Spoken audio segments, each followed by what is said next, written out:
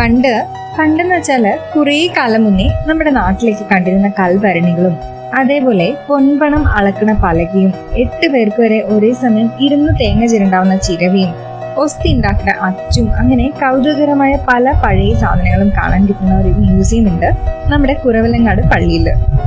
7 പേരുടെ കയ്യിലും കീഴുള്ള 7 പേരും ഒരുമിച്ച് മാത്രം തുറക്കാനാവുന്ന വിലപിടിപ്പുള്ള സാധനങ്ങൾ മാത്രം സൂക്ഷിച്ചിരുന്ന ഒരു അൽമാരയാണിത്.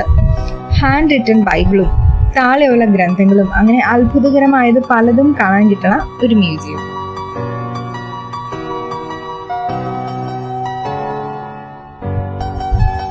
സപ്തസ്വര മണിയാണ് ഈ കാണുന്നത്. ഇവിടെ എത്തുന്ന ഓരോ ആൾക്കാർക്കും ഈ സാധനങ്ങളെല്ലാം പരിചയപ്പെടുത്തുന്നത് ഈ കാണുന്ന ചേട്ടനാണ് കേട്ടോ.